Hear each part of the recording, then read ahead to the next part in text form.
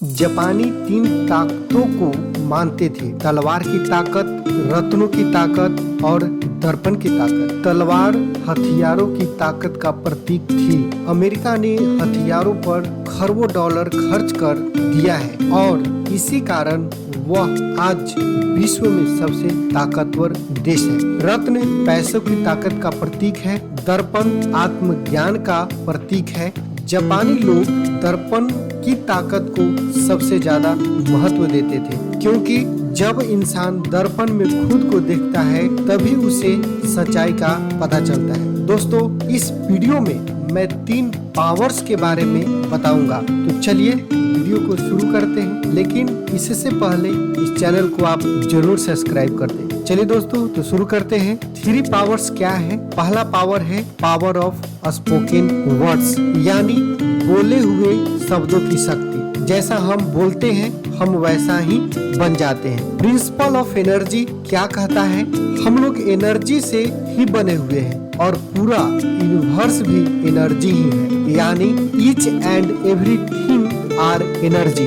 दोस्तों, हमारे शब्द भी ऊर्जा है, यानी जो आप बोलते हैं वह भी एक एनर्जी है, जिसे आप साउंड एनर्जी के रूप में जानते हैं। जो हम बोलते हैं वह यूनिवर्स में जाता है और फिर वही रिटर्न होकर हमारे पास आता है। जैसे मान लेते हैं कि एक किसान खेत को तैयार करता है और उसमें बीज बोता है, फिर बीज बोने के बाद फसल भी उन्हीं बीजों को काटता है जो कि उसने खुद के द्वारा बोया गया था। यानी कि हमारे शब्द बीज है, जो बोएंगे वही काटेंगे। तो क्या बोलना है दोस्तों? हमें वही बोलना है जो हम चाहते हैं। Doctor APJ Abdul Kalam sir कहते हैं, speak 5 lines to yourself every morning, यानी कि प्रत्येक सुबह आपको 5 लाइनें बोलना है। I am the best, I can do it, God is always with me, I M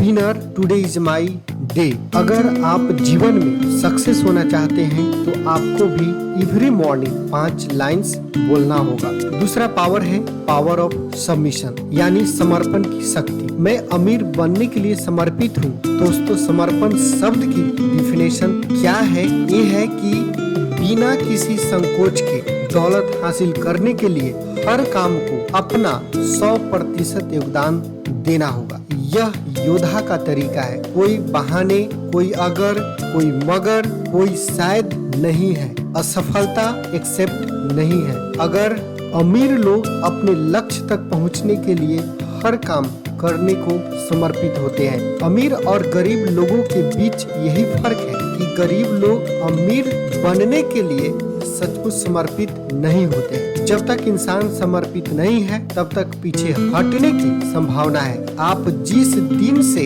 अमीर बनने के लिए खुद को समर्पित कर देते हैं तो यूनिवर्स भी आपकी हेल्प करेगा, मार्गदर्शन देगा, सहयोग देगा और यहाँ तक कि आपके लिए चमत्कार भी करेगा। लेकिन पहले आपको समर्पित होना होगा। चलिए दोस्तों, अब आगे बात करते हैं तीसरे पावर के बारे में, जो पावर ऑफ यूनिटी है, यानी एकता की शक्ति। पावर ऑफ यूनिटी का शुरुआत होती है अपने परिवार से। यूनिटी इस बात से पैदा होती है कि जब हम एक दूसरे को हेल्प करते हैं। एक बार एक आदमी के मरने के बाद सेंट पीटर ने उससे पूछा कि तुम स्वर्ग में जाना चाहते हो या नर्क में? तो उस आदमी ने बोला कि मैं पहले दोनों जगह देख सकता हूँ। उसे पहले नर्क में ले गया। उसने पीले और उदास चेहरे वाले लोगों की कतारें भी देखी। उनके हाथों पर 4 फुट लंबे कांटे और छुरियां बंधी थी। वे लोग खाने की कोशिश कर रहे थे, मगर वे खा नहीं पा रहे थे। फिर वह आदमी स्वर्ग देखने गया। वहाँ भी मेज पर ढेर सारा खाना रखा हुआ था। उसने मेज के दोनों तरफ लोगों की लंबी कतारें देखी।